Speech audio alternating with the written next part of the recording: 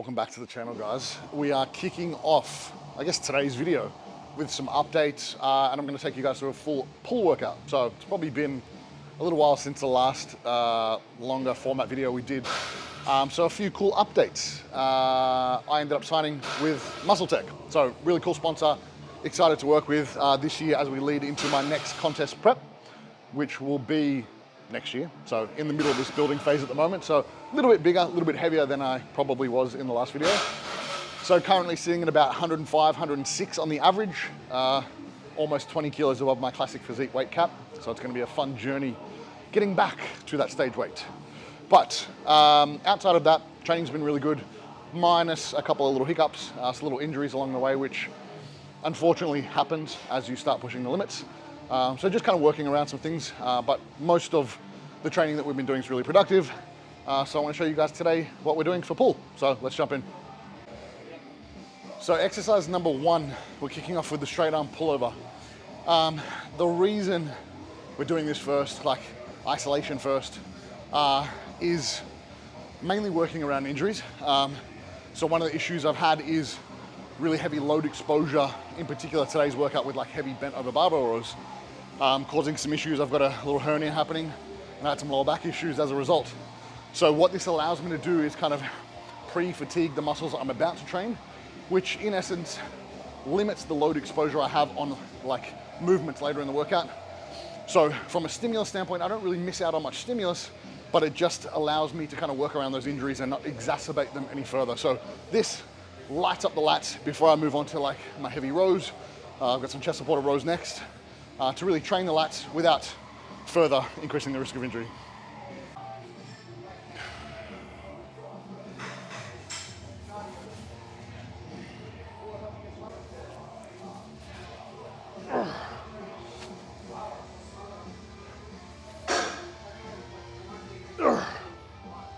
Ow.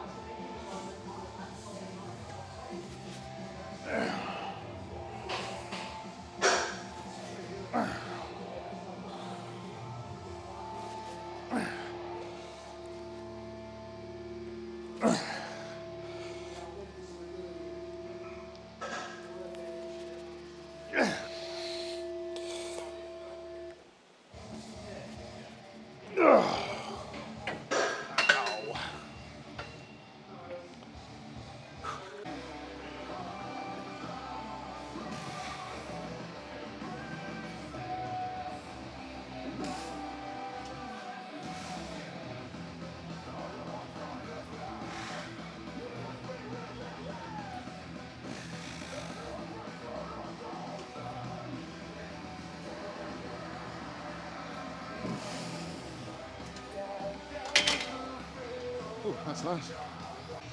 This was initially supposed to be a bent over row, but like I mentioned, a little hernia, a little back situation happening. So we've opted for the chest supported row, which really takes a lot of stress off that lower back and I guess a lot of the bracing that really needs to occur through the midsection, which can be a little problematic with the hernia. So the one thing I really like with the prime machines is you've got the ability to kind of load different positions. With this one, we had it sort of biased in the length a little bit, more so in the mid-range, just because it's quite difficult to load plates on these. But the cool advantage there is we can kind of bias different positions of that strength curve, either where it drops off or where it starts, depending on the outcome that you want to see. But for the most part, it should generally be loaded either lengthened or more mid.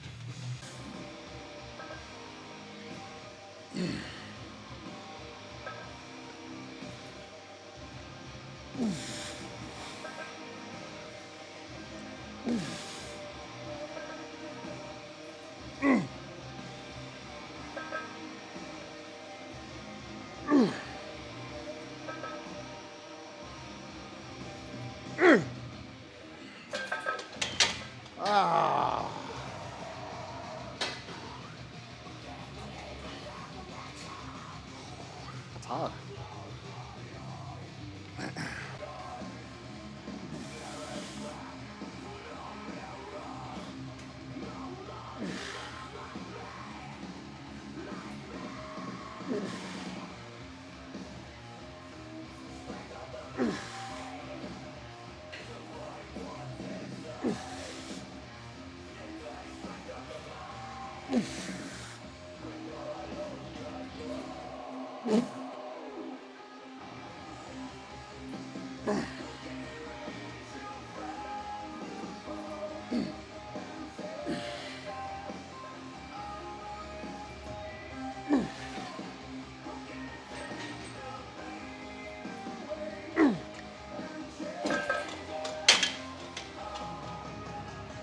Oh, that's so nice.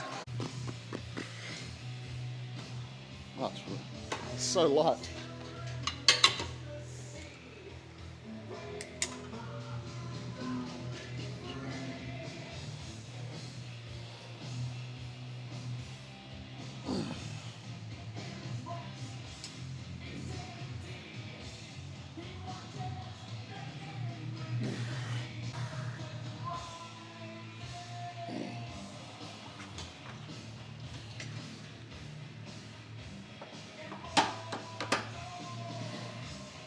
All right.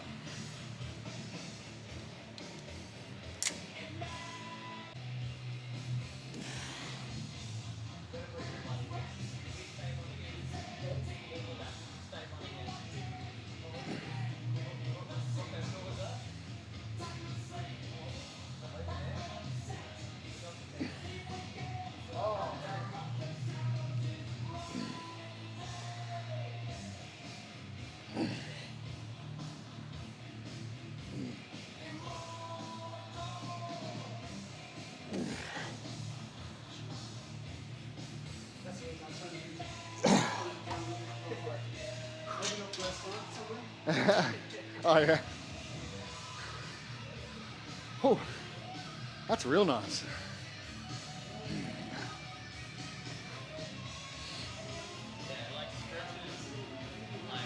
Hard at the top. Yeah, it drops off.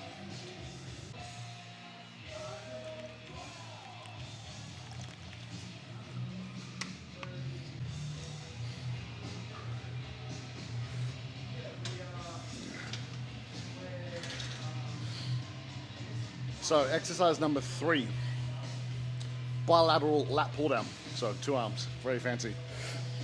One of the most common mistakes I see with lat pull down is people lifting too heavy and using lots of momentum in order to move the weight from A to B.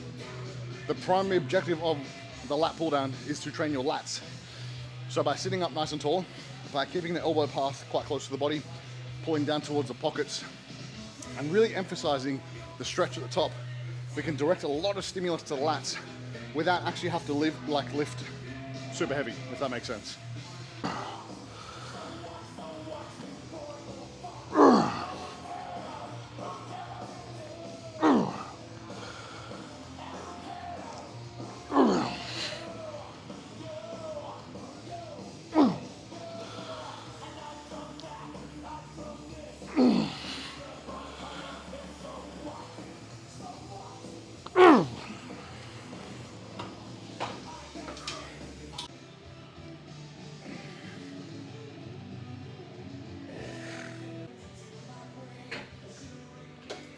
Feels nice.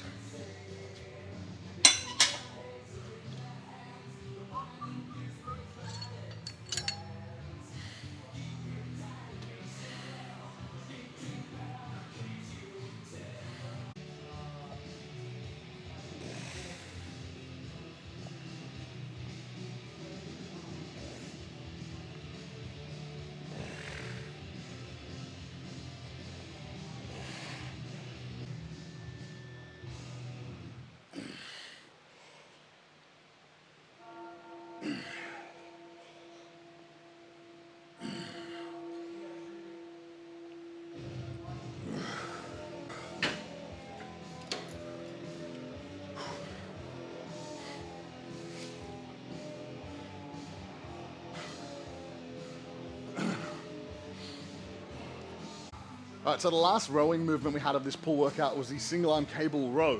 It was more of a lat bias movement. So One of the biggest mistakes I see with people doing like any rowing variations is rotating their torso in order to like really stretch, you know, the lat.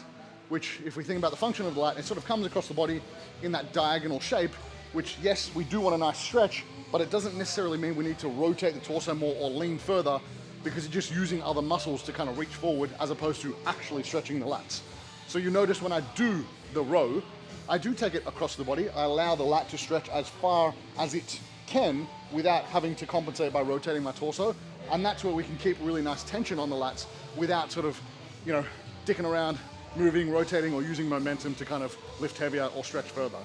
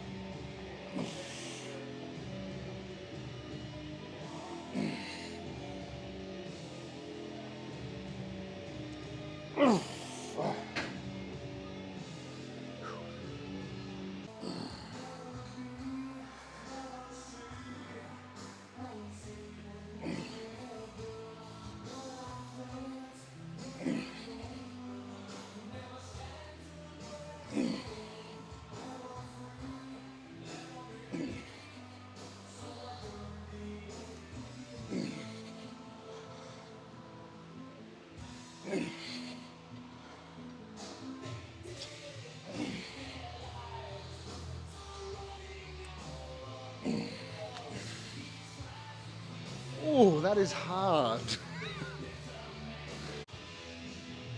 Oh yeah, that's hard enough. Yeah.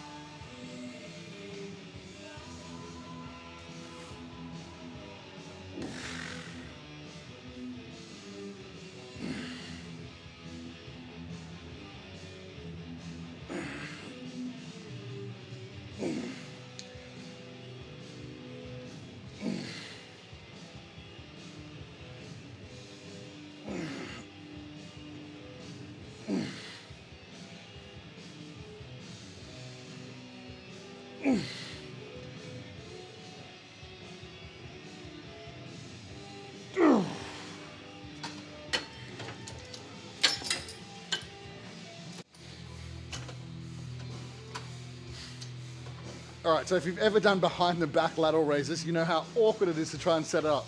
But check this out. Hands are either side, cuffs are locked in, leg over, twist, boom, locked in. Ah.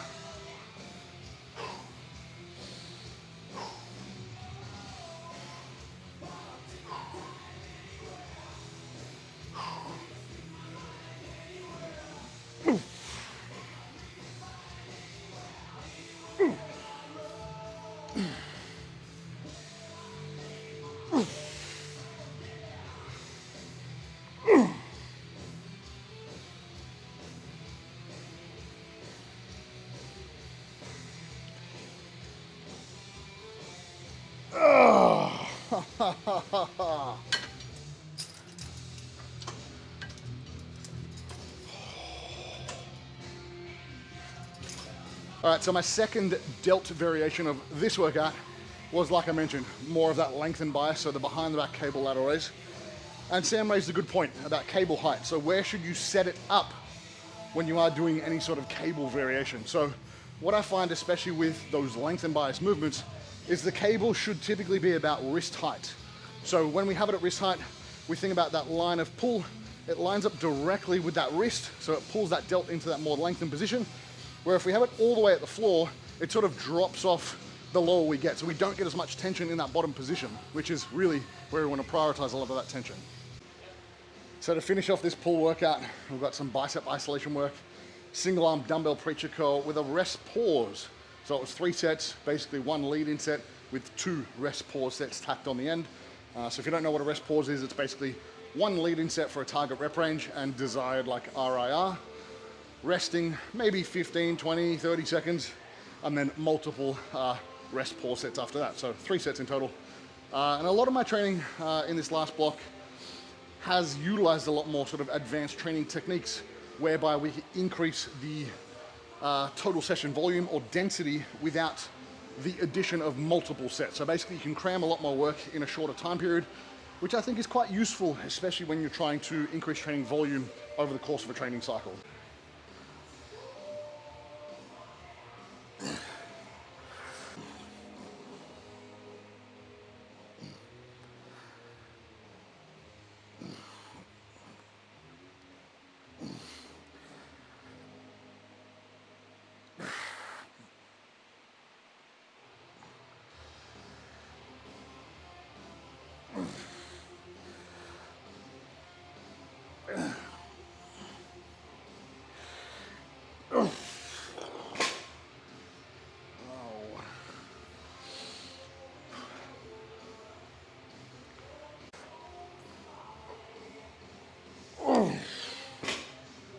Oh, that's a wrap.